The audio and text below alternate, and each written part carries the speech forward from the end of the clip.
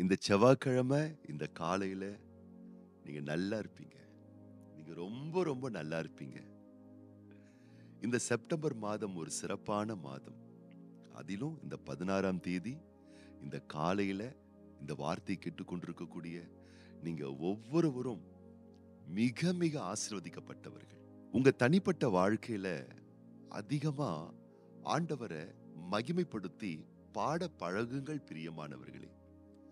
பாடல் உங்க வாழ்க்கையில ஒரு பெரிய ஒரு ஆசீர்வாதத்தை ஏற்படுத்தி கொடுக்கும்.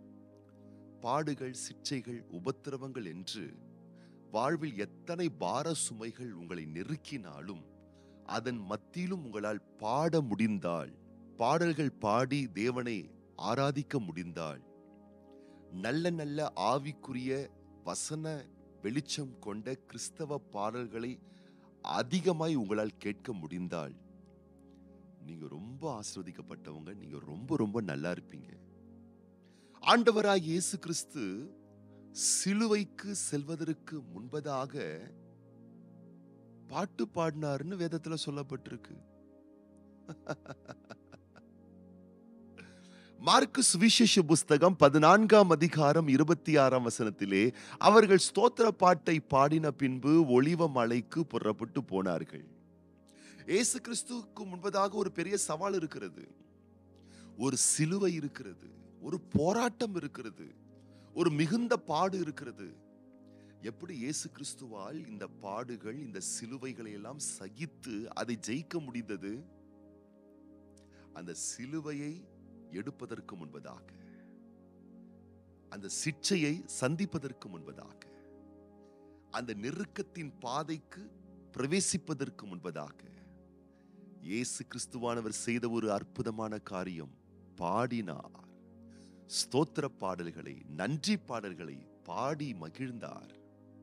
என் அன்பு தெய்வ பிள்ளைகளே, நீங்கள் பாடல் பாடி தேவனை மகிமைப்படுத்தி பாருங்கள். எல்லா சவால்களையும் சந்திக்கின்ற, எல்லா சவால்களையும் ஜெயிக்கின்ற அபார வல்லமை உங்களுக்குள் உண்டாகும். இன்னைக்கு இந்த நாள்ல சில சவால்கள் உங்களுக்கு முன்பதாக இருக்கிறதா? சில பார சுமைகள் இருக்கின்றதா? பல நாட்களாக நீங்கள் தள்ளி போட்ட விஷயம் இன்னைக்கு தவிர்க்கவே முடியாது, செய்தே ஆக வேண்டும் என்ற நிர்பந்தத்தில் நீங்கள் இருக்கின்றீர்களா? மிகுந்த மலை சுமையை போல சில காரிய கடமைகள் இன்றைக்கு நீங்கள் நிறைவேற்றியே ஆக வேண்டும் என்றதான ஒரு கட்டாய நிலையில் நீங்கள் இருக்கின்றீர்களா? பயமா இருக்கா? மனசு கொஞ்சம் பதபதைக்குதா? அடி வயிறுலாம் கொஞ்சம் கலக்கிற மாதிரி இருக்கா? ஒண்ணு பண்ணுங்க, நல்ல ஆவிக்குரிய ஸ்தோத்திர பாட்டை பாடுங்க. ஆச்சரியப்படுவீங்க, ஒரு பெரிய மாற்றம் உண்டாகும். பாட்டு உங்க வாழ்க்கையில அழகான ஊழியங்களை செய்யும் அன்பானவர்களே. ஆவிக்குரிய பாடல்கள் கேட்கின்ற பழக்கத்தையும், கேட்ட ஆவிக்குரிய அற்புதமான பாடல்களை பாடுகிற அனுபவத்தையும் உங்க வாழ்க்கையில நடைமுறைப்படுத்தி பாருங்க. அது உங்களை ஹீலாக்கும். உங்க மனசு சுகப்படுத்தும், உங்க உணர்ச்சியை சுகப்படுத்தும், உங்களுடைய பாடி சிஸ்டமையே ஹீல் ஆக்குங்க. இன்னைக்கு மருத்துவத்துறை மியூசிக் தெரப்பி, சிங்கிங் தெரப்பின்னு பாடலையும் இசையையும் ஒரு மருத்துவம் சார்ந்த ஒரு நிலையில அவங்க கொண்டு வந்துட்டாங்க. ஏன்னா மருந்து மாத்திரைகள் எப்படி ஒரு மனுஷனுடைய மனதையும் ஆரோக்கியத்தையும் ஹீல் பண்ணுதோ, சுகமாக்குதோ, அந்த வேலையை, அதாவது மருந்து மாத்திரை செய்யற வேலையை பாட்டும் மியூசிக் இசையும் செய்துங்களாம். ஆகவேதான் நீதிமொழிகளின் ஆக்கியோன் சொல்லுகிறார், நீதிமானோ பாடி மகிழுகிறான் என்று சொல்லி. நிறைய பாட்டு பாடுங்க. எத்தனை அழகான ஆவிக்குரிய கருத்து மிகுந்த வசன வெளிச்சம் கொண்ட கிறிஸ்தவ பாடல்கள் இருக்கிறது. நிறைய பாடுங்க கர்த்தருடைய பிள்ளைகளே. உங்கள் பாடுகள் மறைந்து போகும். நீங்கள் பாடி பாடியே அற்புதமான பலன்களை நீங்கள் உங்கள் வாழ்வில் பெற்றுக்கொள்ள முடியும். 66 ஆகமங்கள் கொண்ட வேத புஸ்தகத்துல நிறைய பாடல் புஸ்தகம் இருக்கு. உங்களுக்கு தெரியுமா? யோபு, சங்கீதம், நீதிமொழிகள், பிரசங்கி, உன்னத பாட்டு, இது எல்லாமே பாட்டு புஸ்தகம் தான். இது எல்லாமே பாட்டு புஸ்தகம் தான். அப்போ ஆண்டவர் ஆவிக்குரிய வாழ்க்கையில பாடல்களுக்கு அதிக முக்கியத்துவத்தை கொடுத்திருக்கிறார். இன்னைக்கும் உங்க வாழ்க்கையில ஆவிக்குரிய பாடல்களை பாடுங்க. சிலுவைகள், பாரங்கள், பார சுமைகளை கண்டு மிரளாதீர்கள். ஜெயிச்சு வென்று விடுவீர்கள். இன்னைக்கு இந்த காலையில பாடலோடு நாளை துவக்குங்க. பயணங்களை மேற்கொள்ள போகிறீர்களா? பாட்டு பாடுங்க. டிராவல் பண்ண போறீங்களா? பாட்டை கேளுங்க, பாட்டை பாடுங்க. சமைக்கிறீங்களா? பாட்டு பாடுங்க. வேலைகள் செய்ய போறீங்களா? தொழில் செய்ய போறீங்களா? வியாபாரம் பண்ண போறீங்களா? பாட்டு பாடுங்க. வென்று விடுவீர்கள் என் அன்பான கர்த்தருடைய பிள்ளைகளே. இன்னைக்கு ராத்திரி உங்கள் உறக்கம் நீங்கள் தூங்குவதற்கு முன்பதாக ஆச்சரியப்படுவீங்க. இன்னைக்கு காலையில பெரிய பெரிய மலை சுமையா இருக்கக்கூடிய வேலைகள்லாம் நான் என்னால எப்படி செய்ய முடிந்தது? பாட்டு பாடியே நீங்க அற்புதமா காரியங்கள் எல்லாம் செஞ்சு முடிச்சிட்டு இருப்பீங்க. பாடி மகிழுங்கள், பரமனை போற்றுங்கள், பரிசுத்த தேவனை பாடல்களால் துதித்து போற்றி மகிமைப்படுத்துங்கள். மலை போன்ற பார சுமை போன்றிருந்ததான வேலைகளை எல்லாம் லகுவாய் நீங்கள் முடித்து தீர்த்திருப்பீர்கள்.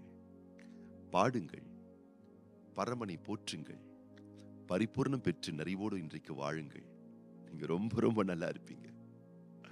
இன்னைக்கும் பிறந்த நாள் காணக்கூடிய அன்பு சகோதரர் ஏ நவீந்திரன், அருமை பிள்ளை ஜே ஷால்வின் ஜாஷ்வா, திருமண நாள் காணக்கூடிய brother Y Nithyanandam, sister N Sona தம்பதியார், brother G Preethi Kumar, sister P Narmada தம்பதியார், brother John, sister J Vasantharani தம்பதியார், brother Prakash, sister P Thava Nandhini தம்பதியார்.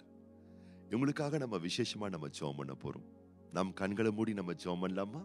பரலோக தகப்பனே, இந்த செவ்வாய்க்கிழமை செப்டம்பர் மாதம் 16ஆம் தேதி இந்த காலையில இந்த வார்த்தை கேட்டுக்கொண்டிருக்கிற என்னோடு கூடவே சேர்ந்து ஜெபிக்கிற ஒவ்வொரு பிள்ளைகள் மேல் பாடுகிற ஒரு அபிஷேகம் இறங்கி வரட்டும் அப்பா.